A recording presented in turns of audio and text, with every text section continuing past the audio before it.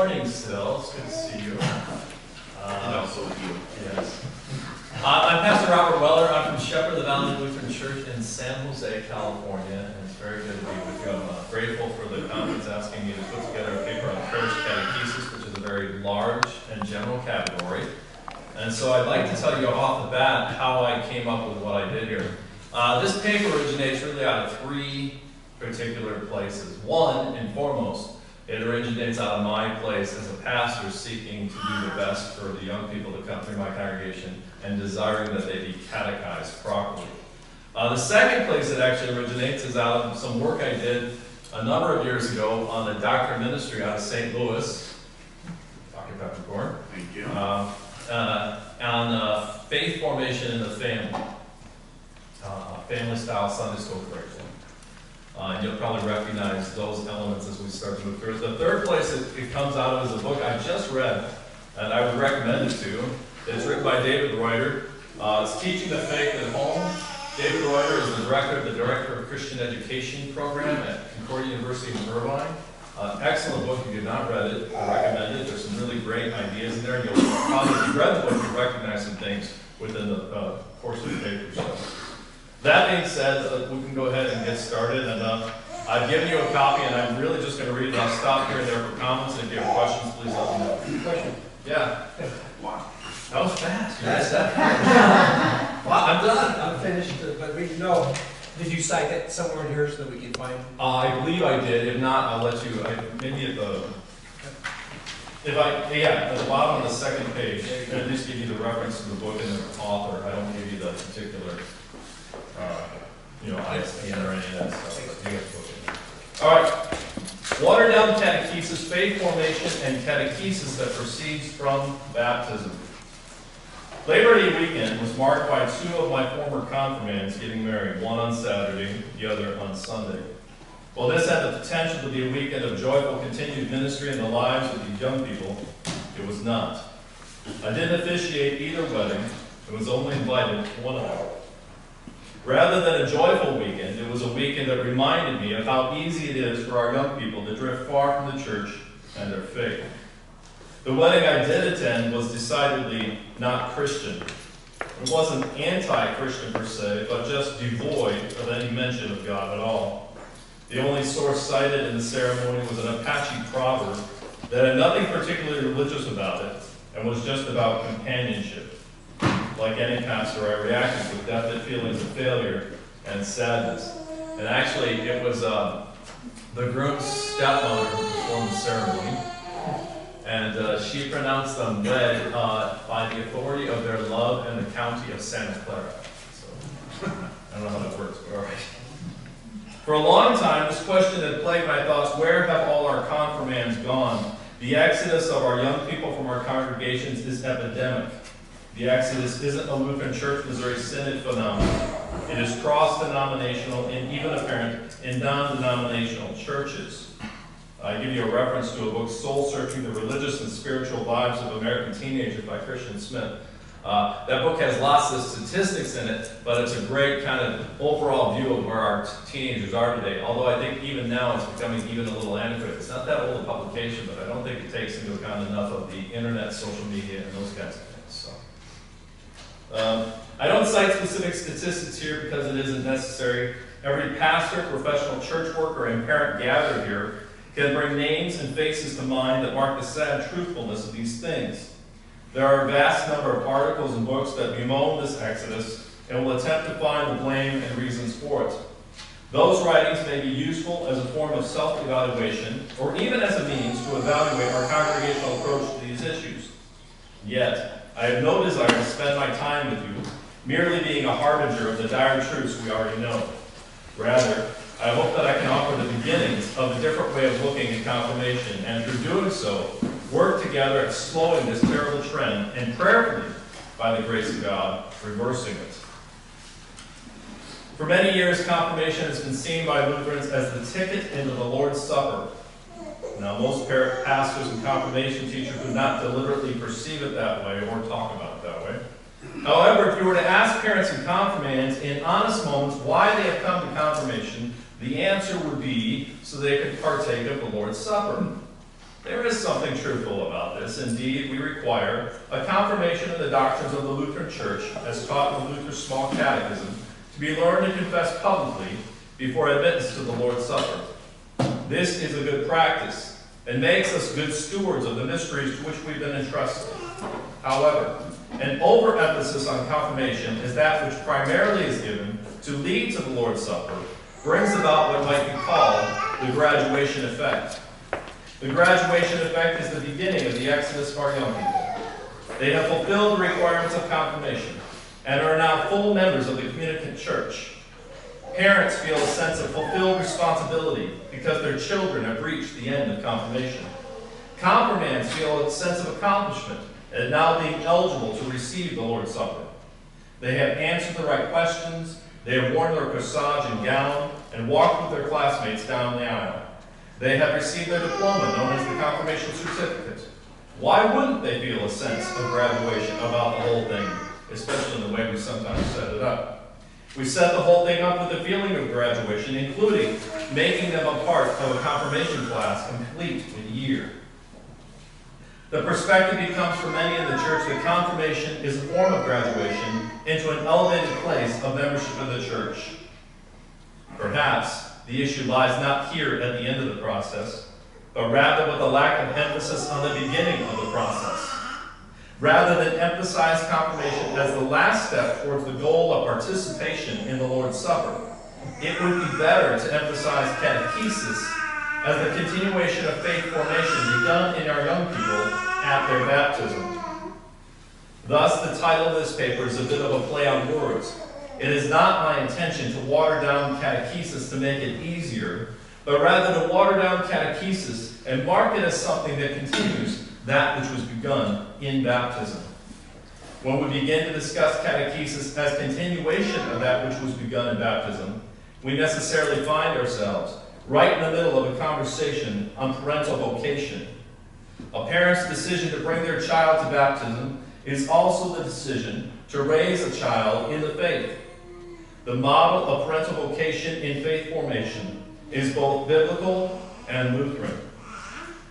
I know that a paper will be delivered later today on home catechesis, and it is not my intention to steal that thunder or intrude too much onto that topic.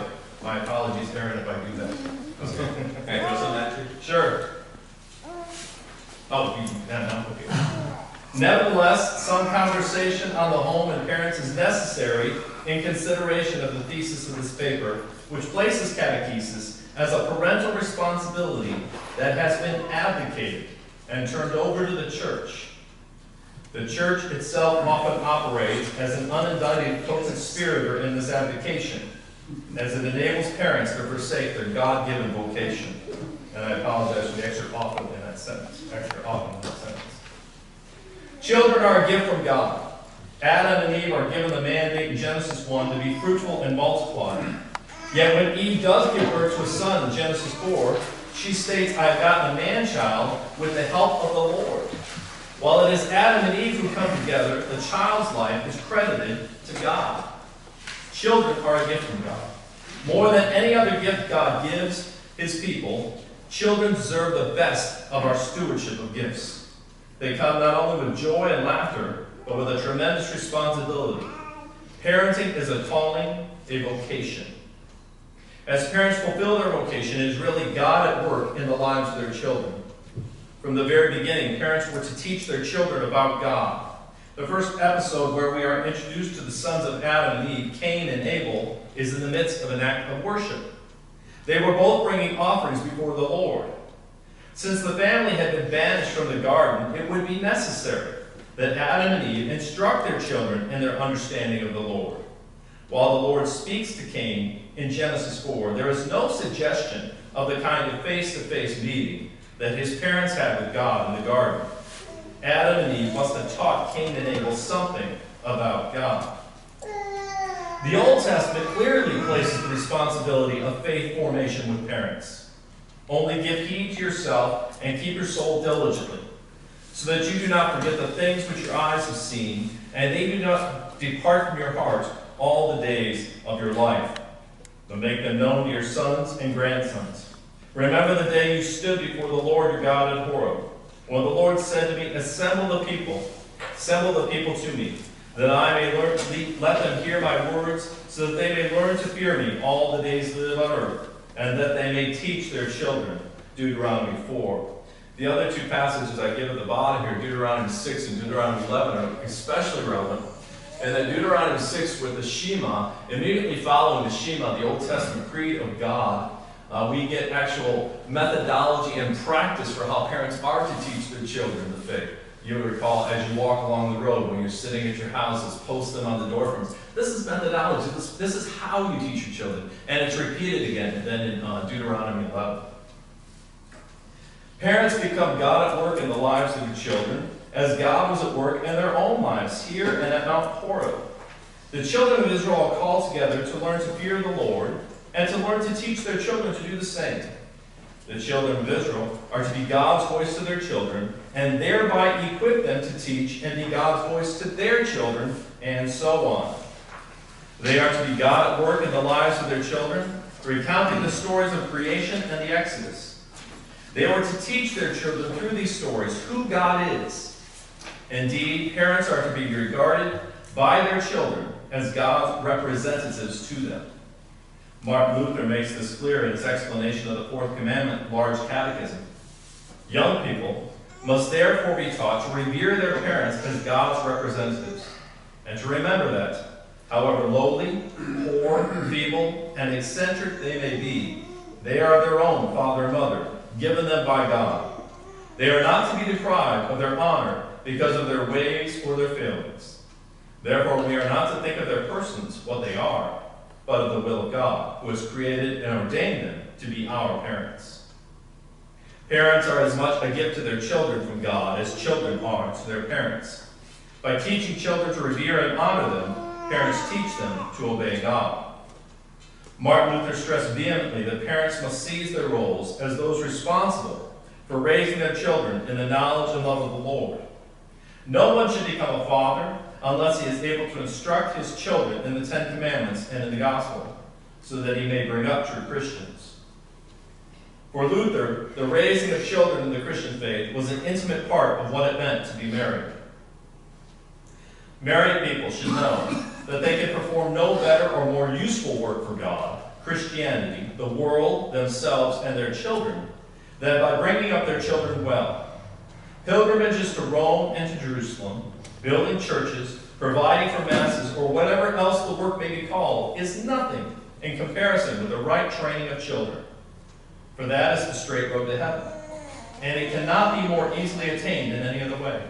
It is the peculiar work of parents, and when they do not attend to it, there is a perversion of nature, as when fire does not burn or water moisten. On the other hand, hell cannot be more easily deserved, and no more hurtful work can be done than by neglecting children, letting them swear, learn shameful words and songs, and do as they please. And again from Large Catechism, think what deadly injury you are doing if you be negligent and fail to bring up your child to usefulness and piety, and how you bring upon yourself all sin and wrath, meriting hell, even in your own dealings with your own children, even though you be otherwise pious and holy. And because this is disregarded, God so fearfully punishes the world that there is no discipline, government, or peace of which we all complain. But do not see that it is our fault, for as we have trained them, we have spoiled and disobedient children and subjects. The Lutheran Church has continued to emphasize the role of parents in the faith lives of children. And this quote I give you here, it comes to us from 1954, Concordia Theologian Monthly. As the mother presses her breast against the sucking mouth of the child and nourishes him, so the Christian parent must press the word against the life of the little one to feed him with God's own milk. Even before ideas can be conveyed by words, the parents make the child conscious of the fact that there is some unseen presence to whom one talks in a special way and who is given a special kind of reverence. With the unfolding understanding, the child becomes more vividly conscious of the presence and reality of God as he hears of his love and care through simple Bible stories. It is this loving care which strengthens the life and love of God in a child and makes the parent worthy of the title Christian father or Christian mother. What Moses taught the children of Israel as he received it from God, they were to teach their children in many and various ways. Luther, too, focuses on faith formation that happens within the family. Parents are the ambassadors of God to their children. In parents, God is at work. An ecclesiastically assisted abdication. While parents are to be the primary individuals responsible for the faith formation of their children, they don't exercise their vocation in a vacuum, nor should they. The church has its own vocation and responsibility towards children and their catechesis. Yet this duty does not exist outside of, or even alongside of the parental office, but is acted upon through the parental vocation. In other words, the church is to be primarily supporting, assisting, and equipping parents for the proper catechesis of their children. The line of proper movement should be from the church to the home and to the child. However, we live in an age where these things have been completely reversed. The home now supports the church in its efforts to catechize the children of the congregation. This mostly takes the form of transportation. Parents drop off their children at church for instruction. This abdication of vocation is not God-pleasing. But the church bears a great deal of the blame for this as well. We are co-conspirators in the abdication, as we have allowed parents to be turned into merely an ecclesiastical taxi service. The LCMS almost seemed prophetic that such a trend would take place when it was first approached about the possibility of doing Sunday school. The Lutheran Church Missouri Synod was very hesitant to get involved with Sunday schools. The first and most obvious objection to the Sunday school in the relatively young LCMS was that it might detract from a perceived need for Christian day schools. The LCMS had as one of its original goals to build a parish school alongside every congregation. And indeed, in some cases, the schools were planted before the parishes were formed. The perception of the Sunday school, with its 1-hour program each week, was that it was simply inadequate for the task. Worse, parents who chose the Sunday school program and not the parochial school program were seen as negligent in their duty. Now, there were other reasons why the Missouri Synod didn't want to get into the Sunday school program. One of them we'll get to in just a minute here, the idea that it would supplant parents as the primary agents for faith formation. The other was, quite frankly, in the late 1800s, early 1900s, the Sunday school programs that we would find in America were very unionized, and the materials for them were very poor. And so for those reasons as well, the Missouri Synod really hesitated for a very long time to entertain the idea of a Sunday school within the Missouri Synod. I don't think there's a church in the Missouri Synod now that doesn't have a Sunday school, but it was hesitant at the beginning. Any questions or comments so far on that? Or anything else? Good. In August Stellhorn's book, Schools of the Lutheran Church Missouri Synod, he records a quote from Dr. Franz Pieper, the synodical president, as he responds to someone calling the Sunday school God's infantry. The quote was given in Der Lutheraner in June 1899. It is absolutely wrong to speak of the Sunday school as progress. The Christian Sunday school is, of course, better than no instruction in the Christian religion at all. But compared with the Christian weekday school, the Sunday school is a great step backward. If Christian parents are satisfied with the Sunday school for their children and do not strive for a Christian full-time school, the Sunday school owes its origins to the laziness and ignorance of Christian parents. Those who have a truly awakened conscience will constantly strive to give their children not only an hour of religious instruction a week, but to have them in a Christian school every day of the week. While a quick read of Pieper's comments would suggest that the church should be doing more in the responsibility of the faith education of children, that is, providing a Christian day school, he does lay the responsibility upon the parents. He urges that choosing a Christian day school fulfills the parental vocation better than just choosing the Sunday school. One of the concerns early on in the Sunday schools of the LCMS was that parents would see the Sunday school as a substitute for what they might do at home. In 1922, the General Sunday School Board of the Lutheran Church Missouri Synod put out a booklet entitled The Lutheran Sunday School, a manual of fundamental principles and suggestions. This book raises the concern of how the Sunday school might affect the parents' perception of their responsibility. It is altogether clear that the Lord regards each family as a home congregation, and that He expects that this congregation to meet at the family altar. either in formal family worship or home devotion, led by the head of the household, or in less formal instruction, the mother taking advantage of her privilege to make even the toddling baby acquainted with Jesus the Savior by pictures and stories taken from the gospel. Parents are not excused from the responsibility of giving their children a Christian training as soon as the latter have reached the age when they may be enrolled in kindergarten of school or in the primary department of the Sunday school. On the contrary, the duty of providing a Christian education continues until the children have reached the years of discretion or have been dismissed from the home. The boy or girl of grammar school age, the adolescent before whom the doors of life are open, is just as urgently in need of faithful and correct guidance as the baby in the home, and often in a higher degree. Anybody in here who's got junior high or high school kids knows this to be absolutely true. They need it much, much more now. A congregation is engaged in educational activities not merely because the parents cannot provide for the necessary training of the children, but because the church as such has a duty to teach the gospel, so that the word of God may dwell in the congregation richly in all wisdom. There is suggested in this book, the pamphlet I talked about, a careful balance between home and church. Home is and remains the primary agency through which faith is taught, but the church is given the command to be a useful resource in aiding parents to accomplish their task. This was the view of the LCMS and remains so throughout the 20th century and remains so today. One other quote that is especially useful in this regard comes from the Board for Parish Education out of 1950 pamphlet, and you can see at the bottom, Sunday School Association and Workers' Conference. Many parents, however, lack the ability and fail to take the time to discharge this serious task. God has therefore wisely ordained that the church should share this responsibility with the home. Through its Sunday school and other agencies, the church is to supplement the efforts of the home. But the Sunday school must be guard against giving the impression that it's taking over the obligation of parents in providing a Christian instruction and training for their children. Such is by no means the case. The duty of the Sunday school is not to supplant, but merely to supplement the efforts of the home. The first responsibility always rests upon the home. The divine obligation to bring up their children in the nurture and admonition of the Lord is one that God has given to parents. They dare not ignore it. Nor does God give parents the liberty to transfer their responsibility to someone else or to turn it over to the church. Apart from the fact that the church does not have the right to relieve parents of their God-given responsibility, it would be a tragic mistake for parents to suppose that the Christian instruction and training which the Sunday school offers is all that the child needs.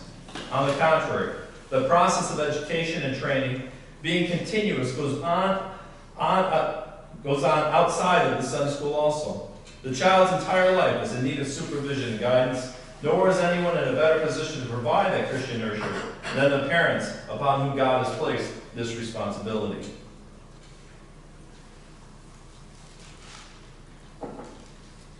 This brief trip through the history of the LCMS Sunday School problem is given to bring to light the ease with which the church can take over. The church, filled with synodically trained teachers and pastors, seems at first glance to be a better institution for the instruction of our children than does the family.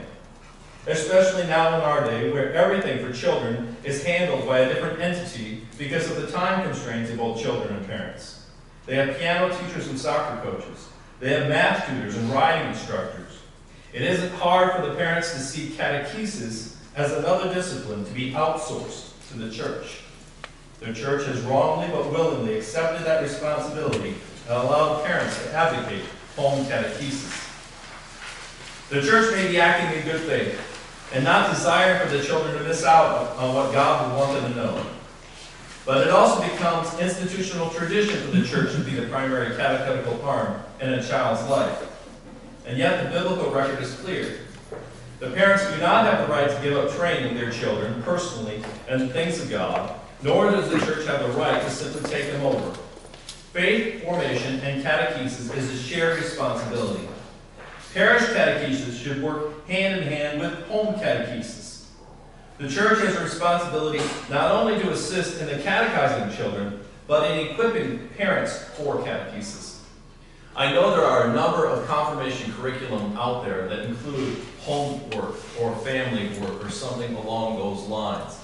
It isn't really what the Bible had in mind, though, where you're merely giving homework assignments that a parent can complete in a short time frame that a child can bring back. What the Bible has in mind is a much more holistic approach, where it's an ongoing catechesis that happens from parents to children from baptism on. And I think would be, as you'll see in this next part, much more beneficial to our children. One of the other issues that I think we run into, and I address it slightly later on here in the paper in just a few minutes, is that when children go off to college, they essentially lose touch with home pastor and congregation. And I know we have good campus pastors like Don here at Chico, but it's not quite the same thing. And so really the continuity for a child's faith as they go off to college resides with their parents, who are continually with them and will remain with them prayerfully for their lives. A not so modest and still in development proposal. Please note the second part of that, still in development. So this isn't a finished product here, okay? So now we may ask the ever-present Lutheran question, what does this mean? This means that the church should be willing to sit in the passenger seat on this catechetical journey. We should encourage the parents, offer advice and direction when necessary, and like a good driving instructor, occasionally teach by example. The first thing that needs to happen is that we recognize that parents may not catechize and teach the faith at home because they do not know how. It is quite likely that they were also raised in a home where faith formation took place in the church, and so parents themselves never saw what a family engaged in faith discussions or teaching looked like. Just because they have faith and have been confirmed in their faith years ago does not mean they feel comfortable teaching it even to their own children. In fact, because it is their own children, there may be a hesitancy that arises out of a fear of getting something wrong. Seeing that parents may feel ill-equipped for home catechesis, the church should offer classes to parents on teaching the faith. Ideally, as we water this down, it would begin as they approach the time of their child's baptism. A regular curriculum for parents could be developed that would help them to understand when their child is ready for certain aspects of faith formation. Faith formation begins at baptism, but its development and understanding continue for life. The church supports the parents throughout faith formation. So the church steps into the role of teaching parent to the parents that they may be the teaching parent to their children. This is something that was a big part of my doctoral project, was the idea that we would bring families together on Sunday morning. We ran it with the Lord's Prayer as an 8-week curriculum, and we would provide the lesson, and we provide breakfast to get them there, but we would provide the lesson, right, and have them, and hope. My thesis was that if we could teach them how to talk about faith here in this place as family, that would carry over into the home. And so when they're home, those same faith conversations would take place on a more regular basis around table and over other things. I'm not sure how successful it was.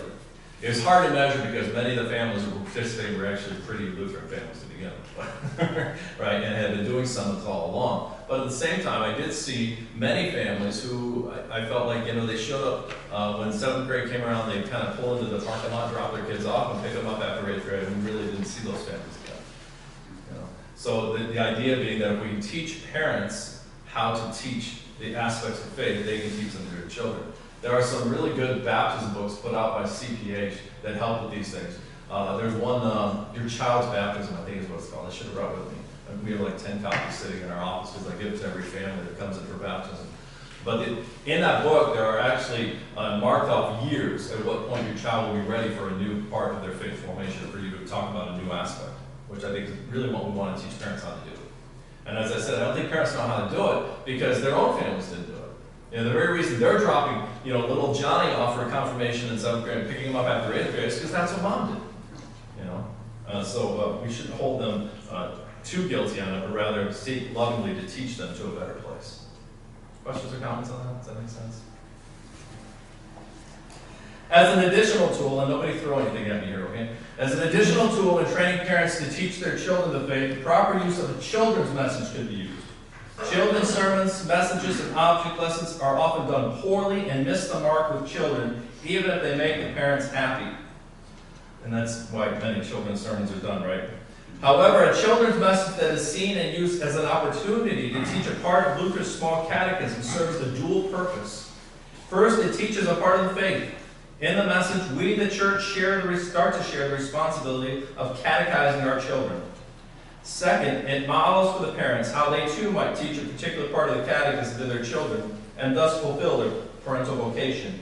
In a very real way, the pastor serves as head of the household in these children's messages, modeling for the heads of the households how to fulfill their vocation. And we've begun to do this. We've been doing this, just starting this fall with Rally Day last week for the Lord's Prayer. And so I took Our Father last week and really just based it out of Luther's small catechism, the questions that follow that in the small catechism, teaching what it meant that God is our Father to our children. And by doing so, teaching the parents in the congregation how they might work with it. With their own children. This coming week we'll do Who Art in Heaven and continue on. In both the parenting classes and the modeling of the children's message, the goal is to bring faith discussions into the home. Faith formation that is seen as something that happens in church puts the faith of our young people in jeopardy. As they grow older into their high school and college years, the distance between our young people and their home congregation naturally grows. However, their parents they should always have with them. If faith discussions have been happening all along in the home, then a good Christian father or mother addressing a college child about their faith life won't seem strained. Another area where the church can assist the home in catechesis is to make memorization of the 6 chief parts of the catechism a regular part of the Sunday school curriculum. Reinforcing and paralleling faith instruction in the home at the appropriate ages, the small catechism can quite easily be learned so that when a child has grown into the right age for formal confirmation instructions, they aren't dealing with new and foreign matters. I can't tell you how frustrating it is for me as a pastor when I have children come into my confirmation class who don't know even what the 6 chief parts are, who can't find a Bible verse, where I have to give them page numbers all the time, these kind of things. It's obvious that they've just shown up, kind of come out of the church's nooks and crannies for this particular time in their life because, well, you're supposed to be confirmed or Lutheran. They haven't been receiving anything this far. So. Rob, for years I did a survey at the beginning of confirmation on essentially basic Bible knowledge and such. Was Moses before or after Jesus kind of questions. And I would say for 15 years, it was a rarity to have a child come in that could tell me whether Noah was before or after Moses, or any of these kind of basic contours of the scriptures. Simply not there. Yeah, that's been my experience. I eventually quit giving the survey. It was too depressing for me. The exception to that for me was, of course, the Amabi case. Brian. And became almost ready to teach the class. So that was good. Every child that graduates from our preschool knows the Lord's Prayer. By simple repetition, it becomes a natural part of their faith life. This same method may be applied to the other 6 chief parts at age-appropriate times, so that by the time the child enters confirmation, they've been well prepped by both home and church. All right, now this next part, I will preface this next part by saying this is the part that's still in development, okay? So cut me some slack here because I'm still mulling it. Finally, it is necessary that confirmation not be applied as something that happens at a particular age. Instead, parents in consultation with the pastor would enter their child into the confirmation process when it is most appropriate. The accepted practice of confirmation starting in 6th or 7th grade and being completed at the end of the 8th grade year only lends itself to the perpetuation of the graduation effect. Instead, I would propose that confirmation be set up as a series of units to be completed, much like a college curriculum. A child may start on the formal confirmation process as early as 5th grade and complete it by the 10th grade. The formal confirmation process itself would involve 7 units to be completed before confirmation, 1 on each of the 6 chief parts and 1 on worship. The pace of study would be a church-guided, home-decided matter.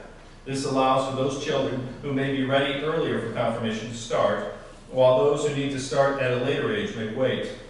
It would be a parent's decision in consultation with the pastor.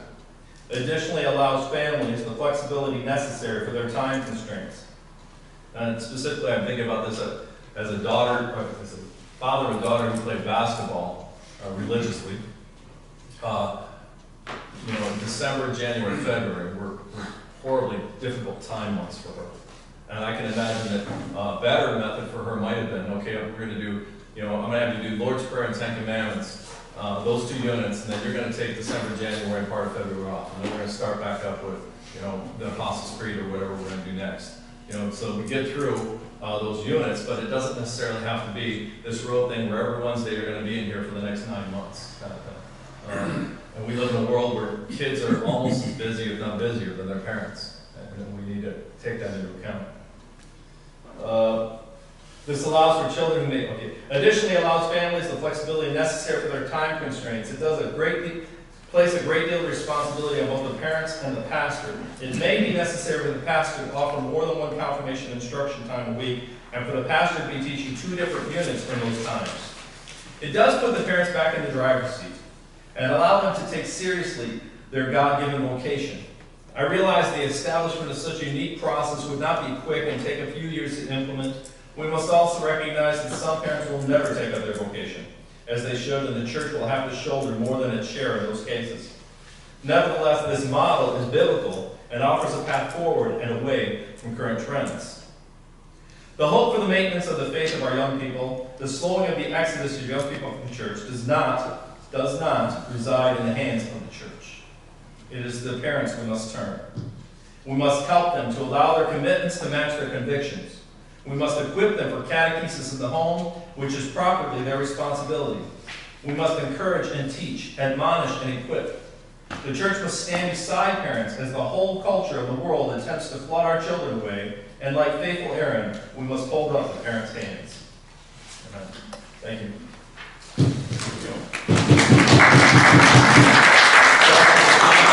As I said, that last part is really still in development. I'm still thinking it through, but I think there's some really valuable things. Most of that comes out of Dave's book, and some of the ideas that he had placed on my heart and mind as I approached this topic. So, yeah. As a point of a little bit of discussion, I suppose,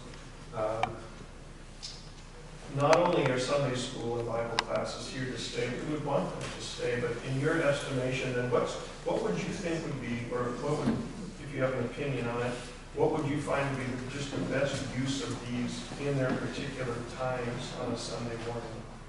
Yeah, I know a lot of pastors. Any of you pastors run your confirmation classes on Sunday mornings between services? Afternoons? We tried. We used to. You tried it? Yeah. And why didn't it work?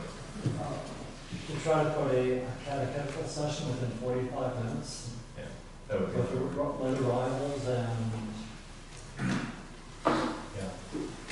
Yeah, and there is, I don't know how it is in your churches, but in my church, there are oftentimes when the early service bleeds over into the Sunday school hour time, right? If we have a communion and a baptism or something in the early service, it's not going to be, I'm not getting under 60 minutes, and I'm not shortening my sermon for anybody, so.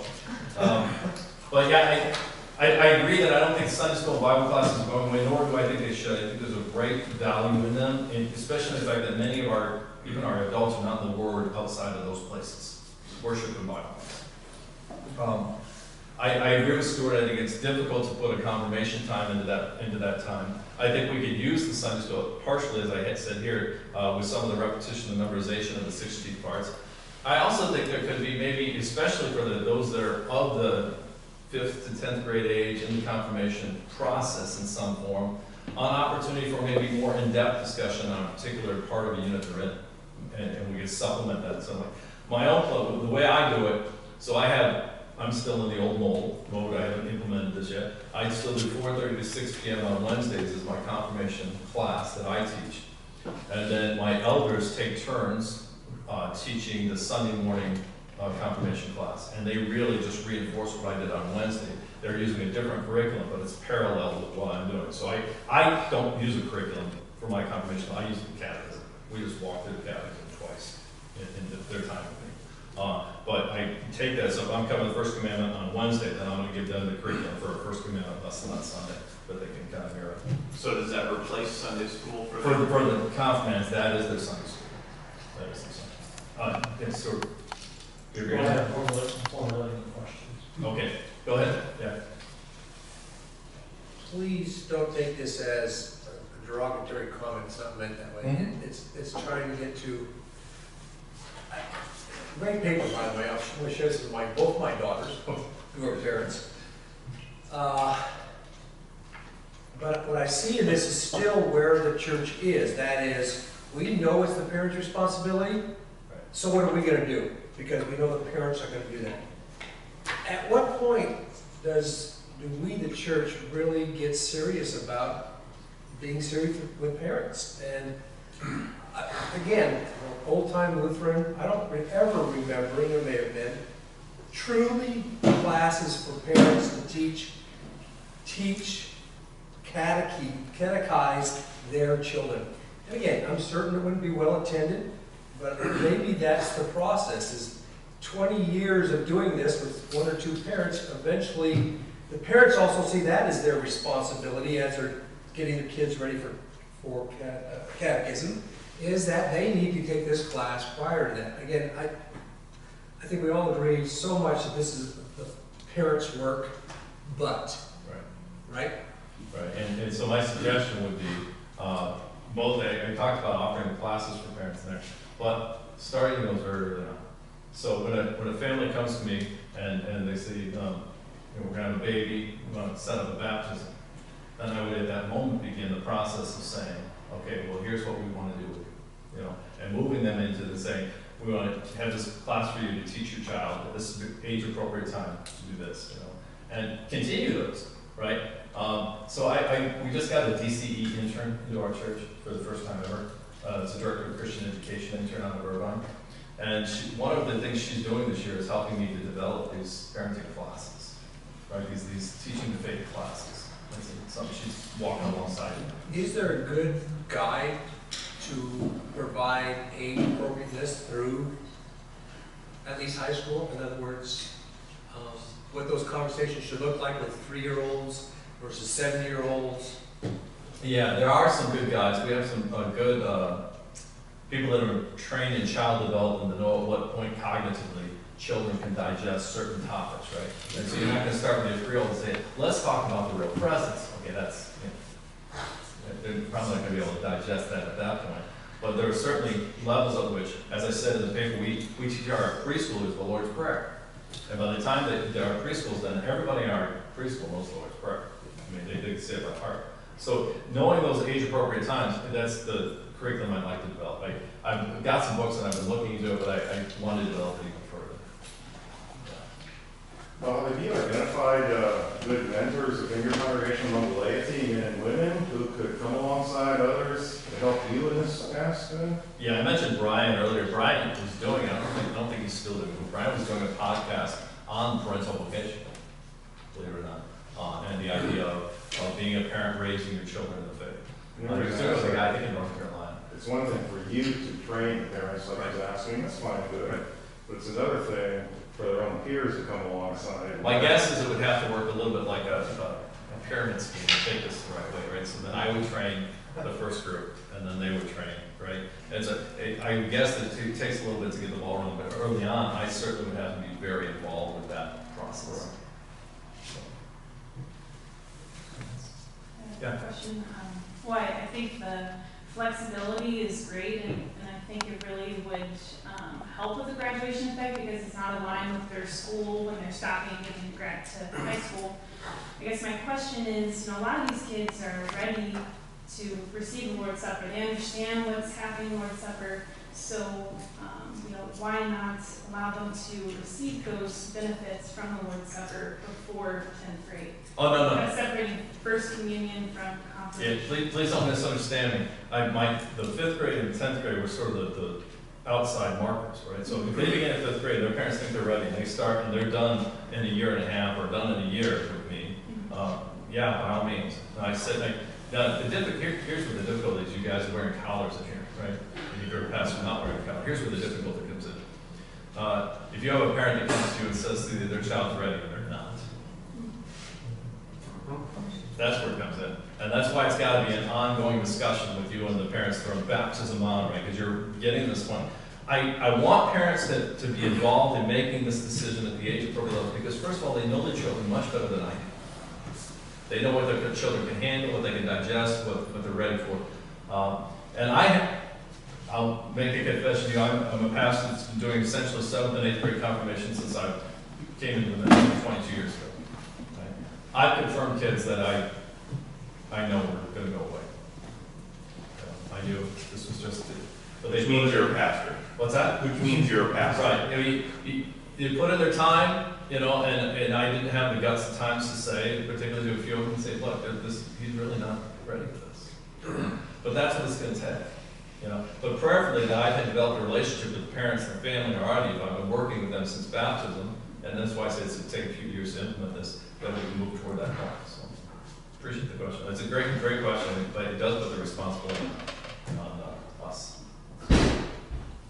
Have you done any research on the effects of progressive education philosophy with going hand in hand with this progression we see in here? That would be interesting.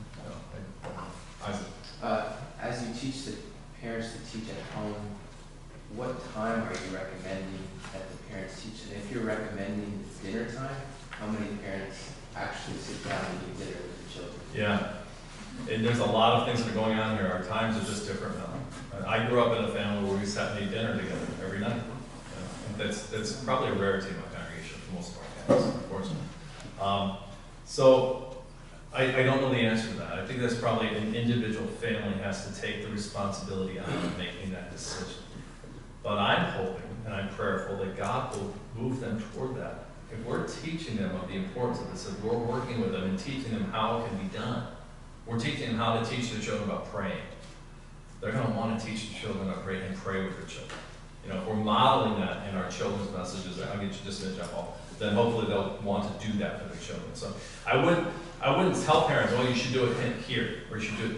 I would allow them to sort of set that schedule based on their individual family time constraints. My own family, probably the best time for us would actually be not dinner time, might be breakfast. At least now, the three of us are home by ourselves. Yeah. Yeah, because a family is not having time together. The parental responsibility was a challenge. In the 4 years before I retired, what we did was Jeff Jordan taught the pastor's confirmation class on Wednesdays. The Sunday school class, I taught the same thing, but with a Catechesis Sunday school curriculum, and we invited strongly the parents to join. What we often had was one parent instead of both parents, simply because other children were on Sunday sport events. The family didn't have breakfast or dinner together. They tried to have one meal a week together. And so at home, it was just so disjointed. There was never a time for instruction. The best time for instruction was if they weren't carpooling and hauling kids in the car. Yeah, you can't control any of that. The only thing we can do is continue to teach parents about their vocation and prayerfully and pray for them that their commitments would match their convictions. I know for us, and I'll close with this, I know we gotta get to lunch because you're all rallying at me. For us, in our own family, it was hard to find time home together. You know, especially, my children are pretty far apart in age. My daughter's graduated high school, my son's 12. That's a pretty good span. And so their schedule's just so different. So different. But we early on, with my daughter, had made a commitment that those of you that have any children involved in sports know that Sundays become a problem in our world. And early on, we made the commitment that we were never participating in Sunday sporting activities. And actually went out of our way to find an AAU coach, that's a traveling basketball team coach, that was a Christian who did not schedule Sundays. Very grateful to find somebody, great guy. If you're in the San Jose area, you need a good basketball coach, Mike Allen Sports. Look it up. Great guy. Wonderful. But that's a commitment we made. But by doing so, we made our commitments match our convictions, right? But not all parents are able to do that. And I kind of got the college so it helps, right? But it's tough. But we have to move parents for that. We have to get them to reprioritize But at the same time, we don't want to make it such a burden. We want to be able to work with them a little bit, which is why I'm suggesting this kind of units idea of not thinking it has to be this thing that's done all at once. Maybe we do a little bit here, then we come back to it later on when they're done with soccer season or whatever. All right. Thank you very much.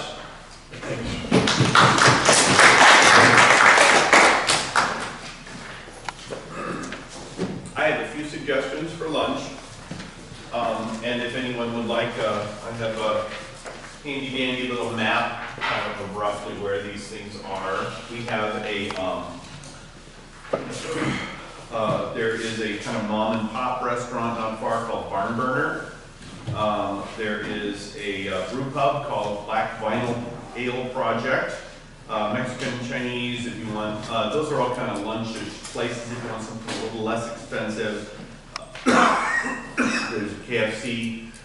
There's a Taco Bell that was probably right by the interstate where you drove in and such. Anybody and I'm happy to lead people wherever they want to go if anybody wants to try and do so. What time are we reconvening? You're judging that right now. Are you talking about I think 45 minutes is on my